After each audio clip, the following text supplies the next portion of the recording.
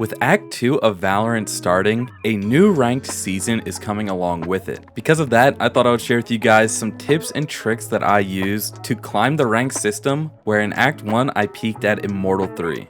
These aren't going to be super specific gameplay tricks, but instead these are going to be general ideas and topics that you can use to improve as a player and win more games. But before we get into it, if you're new around here, make sure to subscribe. I upload new Valorant videos every single day. So the first thing that I'm going to be talking about is something that I honestly live by during my rank climb. If you have ever watched my stream, you know that I really like to take advantage of this, and that is dodging games, especially when you have a bad team composition or if it just seems like you and your teammates aren't going to get along. So for example, if I'm in the lobby and 3 or 4 of my teammates have already locked in Duelist, then I am definitely not playing that game out. I'm literally just closing my game, waiting out the 3-minute cooldown that you have when you dodge a game, and then queuing up again. Dodging a game has no effect on your rank. It's literally just a cooldown that you have to wait before you're allowed to queue up again. You really shouldn't be dodging more than 2 or 3 times a day, because any more than that and you will start having longer cooldowns. For example, the next step up is a 10-minute wait, and then I believe it goes to an hour-long wait. But either way, this is something that I like to take advantage of, especially if I'm not confident in my team. It's much better to just wait the 3 minutes than to play a 40-minute game out and lose. So the next topic I wanted to talk about was agent pools and what you should be thinking about when you're selecting your agent. So obviously everyone has that one agent that they really like, and mastering one agent is a great way to climb, but it is very important that you have 1 or 2 other agents at least that you know how to play decently well at your rank. Limiting yourself to only one agent just means that if you happen to not be able to play that agent that game for whatever reason, you will just be more uncomfortable and way more likely to lose the game. It's also a good idea to have your backup agents be agents in different roles that specialize in different things. So for example, in my case, my go-to agent is Raze, but as backups, I'm able to play Cypher, Brimstone, or Sage depending on what the team needs at my skill level. This way I can pick an agent that will fit the team comp better, maybe allow my teammates to play agents that they are more comfortable on and work around them, or just in general, a different agent pick might be necessary depending on the map. It is definitely important to make sure you have good knowledge of a few different agents to help make your ranked climb a little bit easier.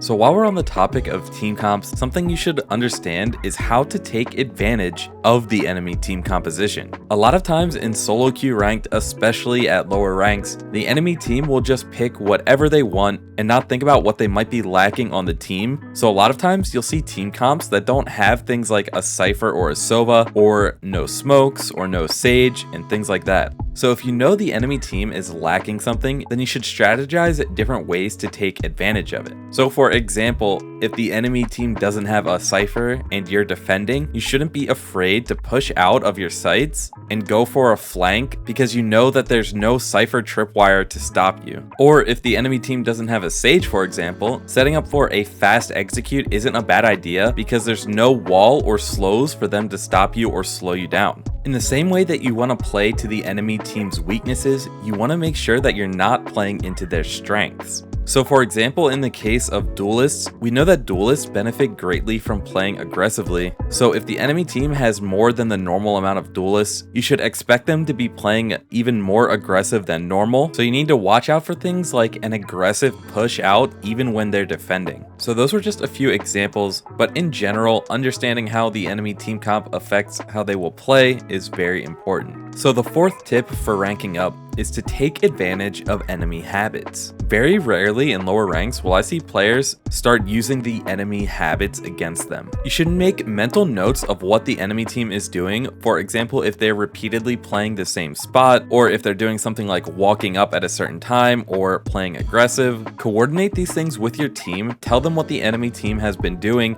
and try and catch them off guard the next time they do it. If the other team is winning a bunch of rounds in a row, it's not very likely that they're going to switch up what they're doing. So the sooner you figure out what they're doing and how you can play around it, the sooner you can start winning the rounds and turn the game back in your favor. This is a real example that I used in one of my ranked games. I knew that Sova always shot his recon bolt and then immediately followed it up by walking up long B. So I told my team this, then we had our teammate with an operator come and hold the angle. That way the next time he shot that recon bolt and started walking up, he was an easy kill. Yo, the Sova does the same shit every round. I've played with this guy before. He literally arrows B long and grabs the orb almost every round. Peek him with an off. He waits for the arrow to land before he peeks. I'll stand here and shoot the arrow. I'm gonna wait till the arrow wears off. Alright. Someone shot That thing long.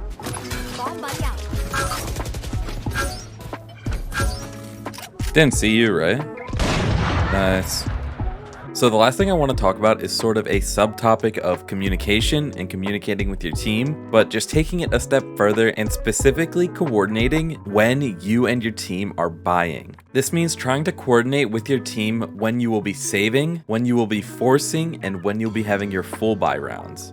Lower ranked players really love to force for some reason, but it's a terrible habit to get into because when you force, all it does is throw off your team's economy, and while you're forcing, the rest of your team might be saving and they're going to have upgraded guns next round while you are going to be forced to have a worse gun or no gun at all.